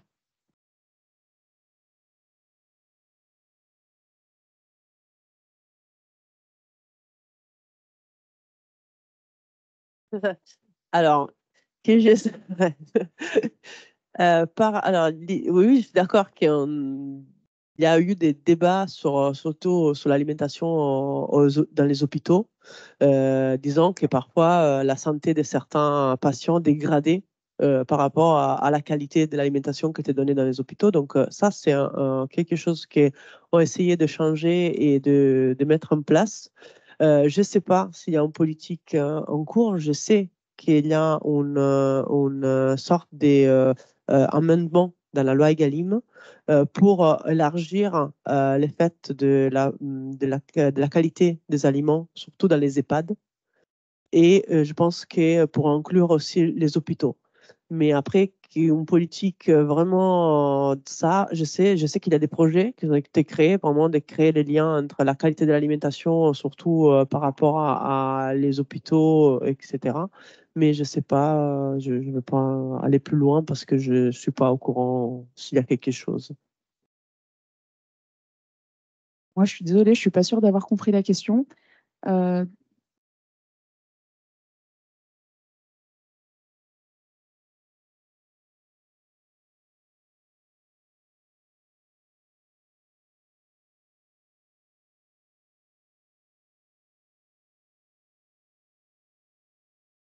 Ah oui, oui, bah oui, oui, effectivement. Pas qu'on, euh, Ouais, ouais, je sais pas trop comment répondre. Oui, de toute façon, toutes les, enfin, l'aide sociale en général, on parlait de l'aide alimentaire, mais effectivement, en amont de ça, il y a aussi voilà, tout un travail qui est fait justement d'accompagnement sur les autres problématiques. Voilà, c'est ça, hein, finalement, les CCS, les ARS, etc. Donc, oui, après, je n'ai pas une vision exhaustive. Euh, En complément de la réponse de ma collègue, alors peut-être que je suis à côté de... Voilà, excusez-moi, je suis pas sûre d'avoir vraiment bien saisi, mais par exemple sur la question des hôpitaux, enfin, il faut savoir quand même que dans l'Antiquité, il y avait cette idée effectivement que ta nourriture soit ton remède ou ton poison, hein, et il y a plein de cultures et même de spiritualités qui font le lien direct entre alimentation et santé. Dans notre société moderne, dans la médecine allopathique, ça n'a pas toujours été le cas, paradoxalement, même si aujourd'hui on fait le lien direct entre alimentation et santé. Ça n'a pas toujours été le cas. L'alimentation, elle était pendant longtemps reléguée au second plan. C'était, excusez-moi l'expression, un truc de bonne femme, vraiment quelque chose de domestique. Et on s'en rend pas compte, mais c'est assez récent le lien qui est fait entre alimentation et santé. Ça, je tenais à le signaler, c'est un élément historique quand même important, hein. Et aussi, il y a des initiatives qui sont mises en place, notamment à l'hôpital, parce que, comme je vous disais, l'alimentation, c'était un peu un truc de bonne femme, et notamment, par exemple, le service de repas à l'hôpital, en EHPAD, etc. C'était pas très, très considéré, hein, parce que finalement, c'est tenu par des métiers qui sont pas considérés, voilà, les aides-soignantes notamment, voilà, c'était pas quelque chose qui importait, sauf que depuis quelques années, on se rend compte effectivement du lien entre alimentation et santé, notamment à l'hôpital où effectivement il y a un enjeu aussi de dénutrition fort, c'est-à-dire que les gens ressortent plus dénutris qu'ils y sont rentrés malheureusement, donc ça joue aussi sur les durées de séjour, sur la guérison. Et par exemple, je vais vous donner une réponse sur quelque chose que je connais. Par exemple, les hospices civils de Lyon, ça fait une dizaine d'années qu'ils ont mis en place auprès justement des aides-soignantes et des personnels qui servent le repas une formation justement à la qualité du service de repas. Donc, ils ont pas donc il y a tout un travail qui est fait justement au niveau nutritionnel, mais ça, c'est plutôt au niveau des cantines, des cuisines centrales, pardon. C'est-à-dire qu'il y a quand même des diététiciens, des diététiciennes à plus forte raison, qui travaillent vraiment sur la qualité du repas, la qualité nutritionnelle. Mais il y a aussi toute une réflexion autour de la qualité du repas dans ses autres dimensions. C'est-à-dire que le repas, quand on mange, je ne mange pas que des nutriments. D'accord? Je mange des symboles, je mange aussi, je me nourris aussi du social, hein. Ça, on n'en a pas parlé, mais c'est quelque chose d'essentiel. Et du coup, les HCL ont pris conscience effectivement de ces enjeux de santé, ces enjeux économiques aussi.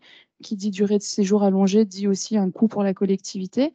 Et du coup, forment ces aides-soignantes à améliorer la qualité du service de repas et du coup à prendre conscience de toutes ces dimensions, prendre conscience de l'importance de prendre soin de ce moment, le repas comme un soin à part entière finalement, et justement à jouer sur des compétences de communication, aussi sur l'environnement du repas, faire en sorte justement que le repas voilà, soit nutritif d'un point de vue nutritionnel, mais soit aussi nutritif d'un point de vue social, affectif, etc. Voilà.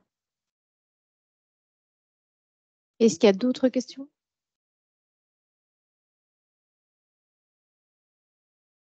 J'avais quelques remarques à vous faire. Déjà, je trouve qu'on a un peu du mal à se rendre compte de la hauteur du défi mondial que vous mettez en avant, car vous parlez d'une augmentation de 2 milliards de personnes, mais concrètement, à quel point on va devoir produire plus, je trouve qu'on a un peu du mal à se rendre compte, dans le sens où le défi va être assez inégalement réparti entre les populations, entre les pays, car tous les pays ne vont pas augmenter à la même vitesse. Vous avez aussi parlé pas mal de bio, et effectivement, c'est une solution déjà pour l'impact carbone, car qui dit production bio dit impact carbone intéressant, et pour la santé également. Et concrètement, est-ce que c'est vraiment pérenne pour le portefeuille de la population, car production bio, c'est aussi plus cher. C'est également un coût pour le portefeuille des Français, et puis même pour le reste de la population en général. Donc, est-ce que c'est vraiment pérenne de faire du bio dans ce défi actuel? Et enfin, au niveau du gaspillage alimentaire, je trouve que vous n'en avez pas vraiment parlé, car nous, on avait fait un projet l'année dernière autour du gaspillage alimentaire. On s'était rendu compte que c'était, du moins en France, un tiers de ce qu'on produisait qui était jeté. Donc, au final, est-ce que la question de la sécurité alimentaire tourne vraiment autour des ressources, plus que de ce qu'on produit actuellement, qui est inégalement réparti?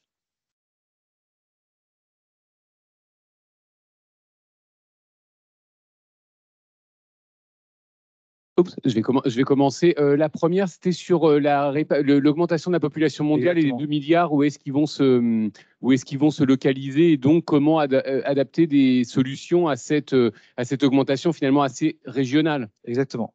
Alors, je vais vous faire une réponse purement rhétorique en vous disant que je vais rajouter une pièce dans le jukebox en disant que il y a aussi, vous oubliez la question des migrations.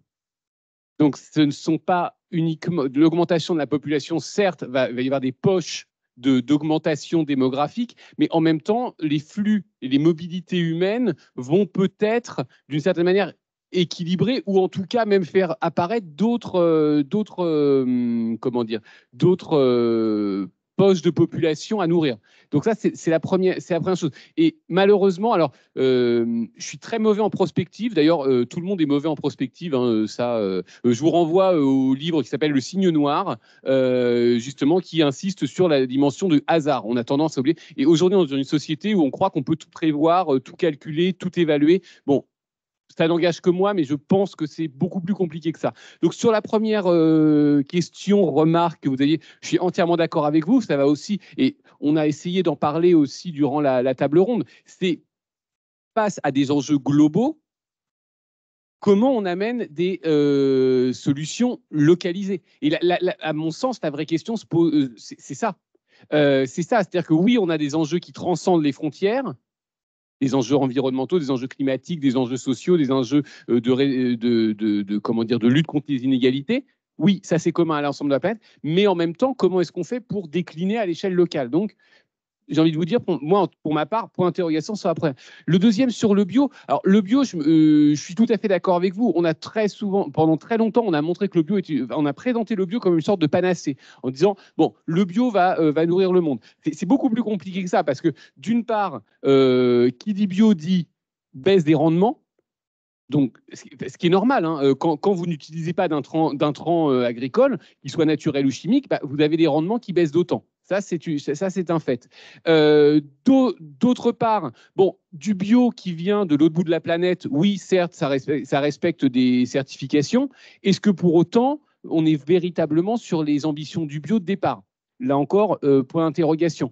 Troisièmement, avec l'inflation, bah, la question du bio, on voit qu'elle a sacrément du plomb dans l'aile. À la fois, alors, on a entendu ces dernières semaines, avec la baisse des ventes de bio, que c'était uniquement la mauvaise volonté de la grande distribution, de la GMS, de ne plus mettre en avant les produits bio et de réduire la taille des rayons bio dans les grandes et moyennes surfaces, ou enfin supermarchés, hypermarchés, épiceries, etc.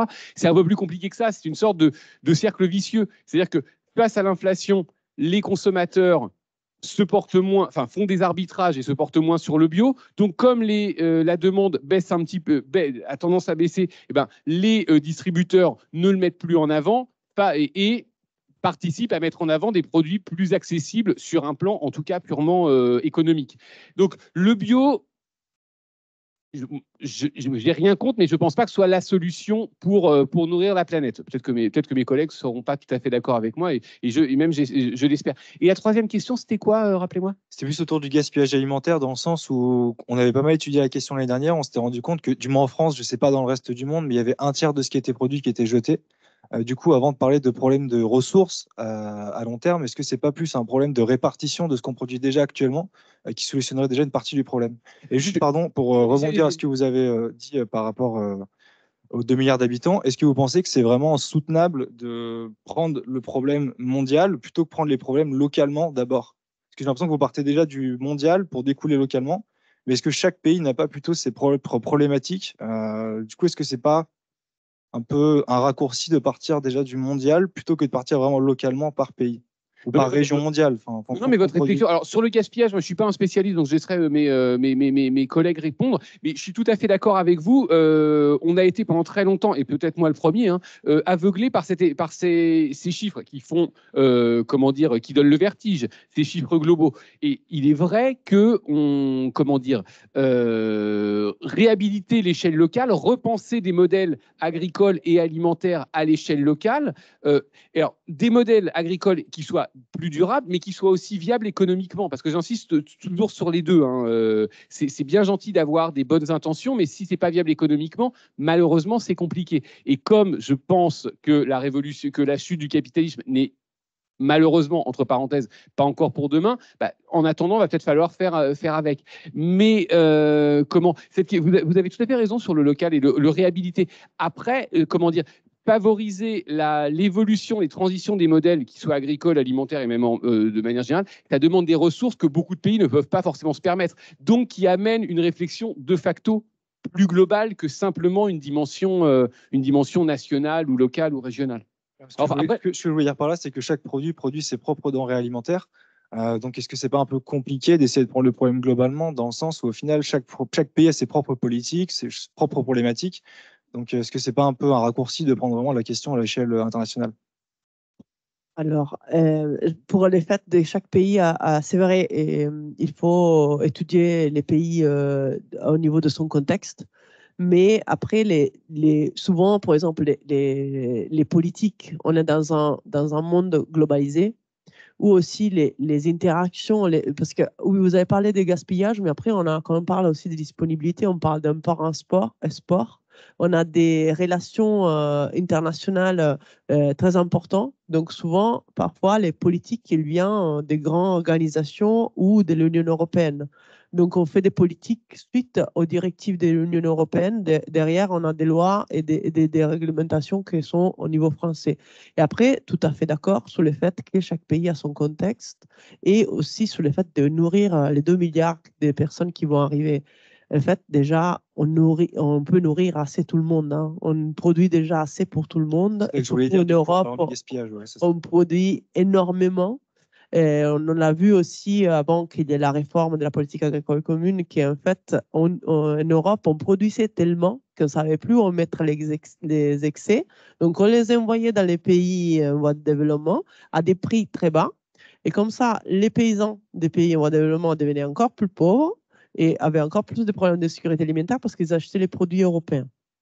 Donc, on a essayé ça a changé un peu au moins pour essayer de préserver un peu l'économie des autres pays. Mais comme je vous disais, c'est toujours les problèmes d'être dans un pays globalisé. Donc, cette question, c'est une super bonne question, mais on pourrait passer la soirée à en discuter si c'est en travaillant qui est local ou qui est... Parfois, par contre, je dis qu'il y a les problèmes de travailler qui est au niveau local. C'est très compliqué parce qu'il y a tellement de solutions. Aussi, on voit maintenant avec les PAT, les programmes alimentaires territoriaux, qui sont géniaux, mais chaque territoire est géré par soi-même. Et souvent, il y a un manque de communication. Donc, les bonnes pratiques, souvent, elles n'arrivent pas dans les autres territoires. Et on cherche toujours des solutions. Et finalement, on dit, ah ouais, lui, il fait ça. Et pourquoi moi, je ne le fais pas? Alors, parfois, ça serait bien d'avoir aussi des directives un peu plus généralisées pour qu'on communique et qu'on arrive toujours à la même solution. Sur les bio, je suis d'accord avec vous, ce n'est pas la solution. Et comme plein d'autres, il y en a plusieurs solutions. Ça, c'était une solution. C'est vrai, tout ce qui est label et qualité, ça augmente les prix de la nourriture. Donc, c'est les gros problèmes. Et ça reste toujours sur des soucis d'allocation des ressources et d'accès. Et comme je disais tout à l'heure, il faut donner les moyens. Et là, c'est aussi le rôle de l'État, du gouvernement et des initiatives locales qui essaie quand même de faire remonter ça, et de créer des initiatives, comme disait aussi Sonia, des épiceries locales, des solidaires, des ateliers, etc., au niveau territorial pour aider quand même à résoudre certains problèmes. Après, la bonne solution pour tout le monde, on ne l'a pas, aussi parce qu'on a deux systèmes qui existent. Il y a les systèmes qui veulent évoluer vers une sorte d'agroécologie, transition des systèmes alimentaires plus durables pour l'environnement. Et il y a un autre système qui existe, parce que c'est le système hyper-agro-industriel, élevage intensif, agro-industrie, hyper-transformation et du coup, gros impact sur l'environnement. Mais à prix plus bas. Donc, voilà.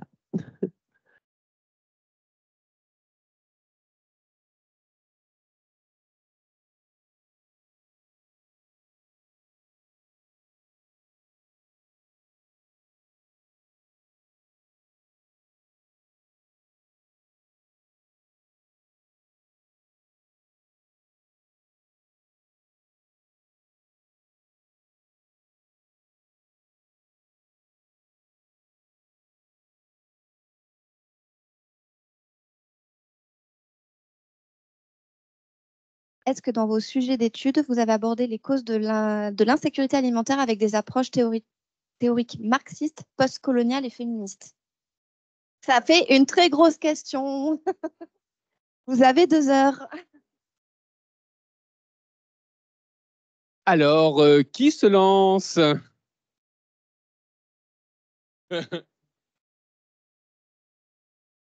Alors, l'approche si c'était que marxiste, ce serait facile, que des post-coloniales, ce serait facile, et féministe, ce serait facile, mais là, comme il faut que ce soit les trois en même temps,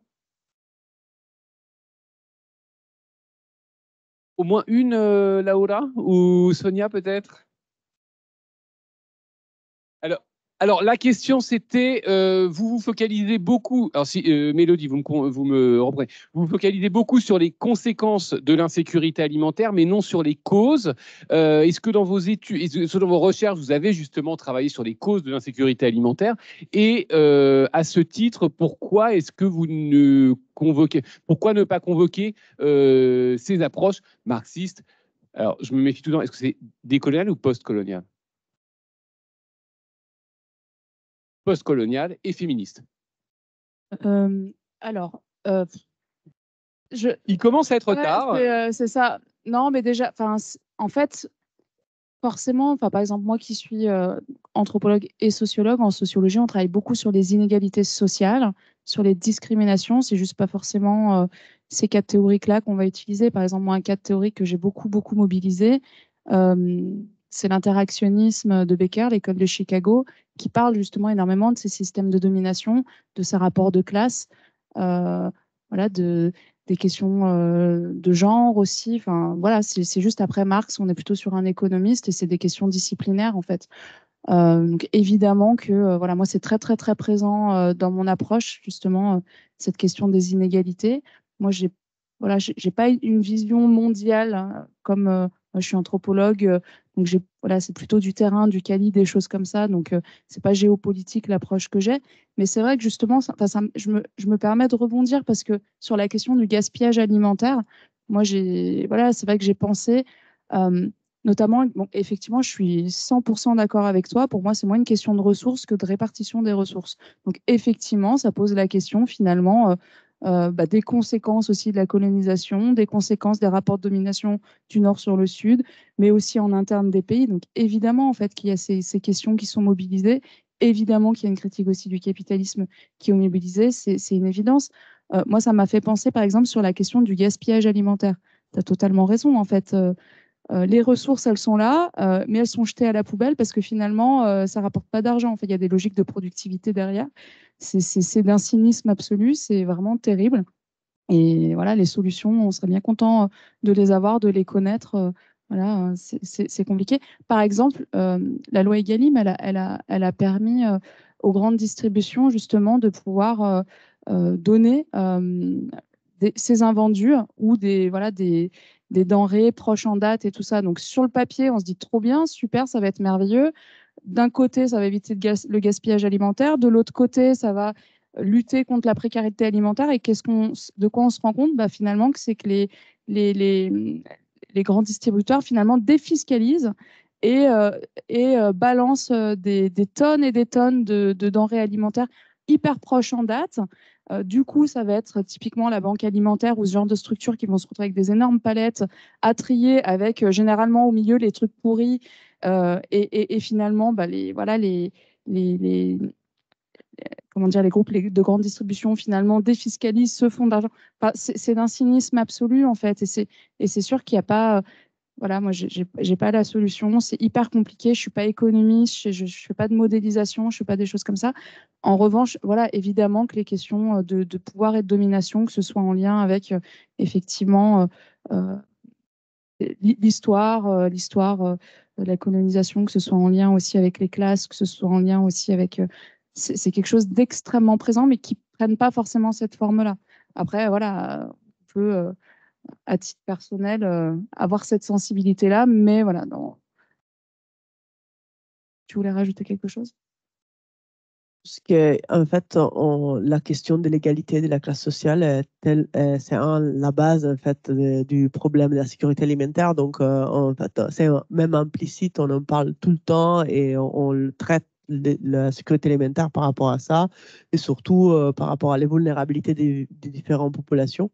Et une partie très importante de la sécurité alimentaire, c'est carrément la pauvreté des gens et qui peut être due soit à un conflit, soit parce qu'il y a une pauvreté chronique, soit parce qu'il y a une catastrophe environnementale, etc.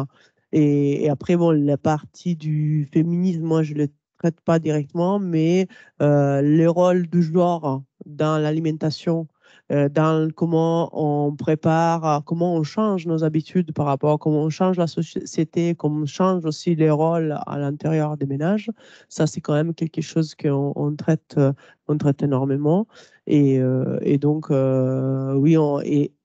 oui, on parle des conséquences parce on parle de l'actualité, mais les conséquences viennent par des causes.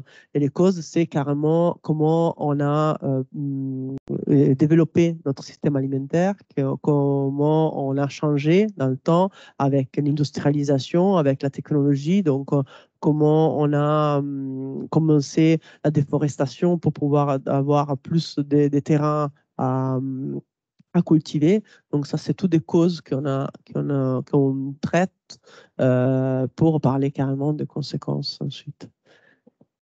Écoutez, malheureusement, comment dire, la table ronde arrive progressivement à sa fin, mais j'ai une bonne nouvelle, puisque ce n'était que la première étape, et nous allons être ensemble toute la journée de demain. En ligne cette fois. Vous ne serez pas comme ça affalés dans le magnifique amphithéâtre du campus René Cassin.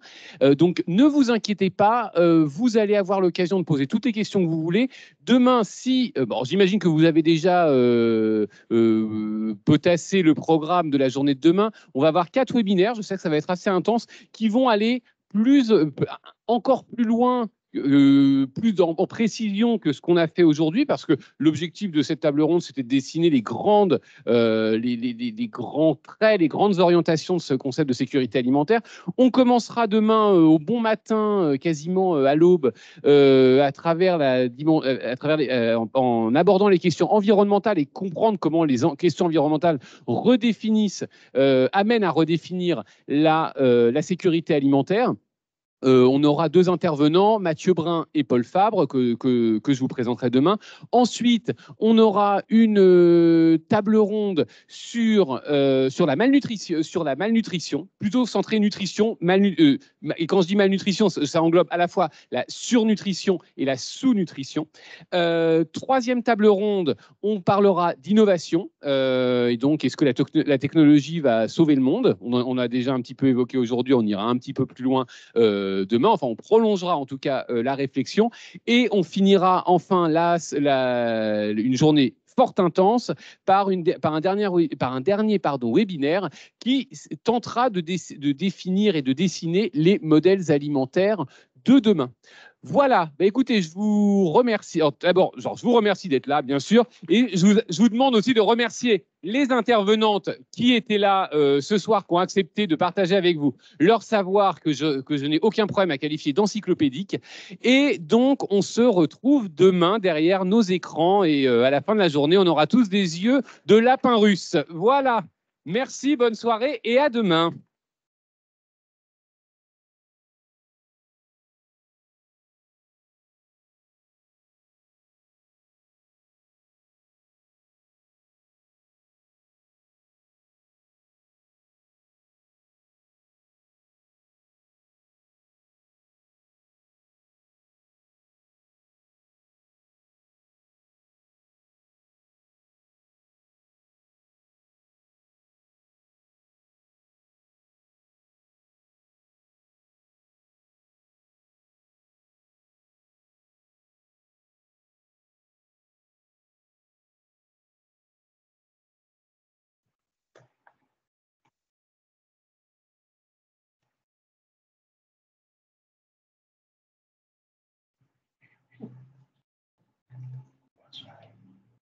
Bonne soirée.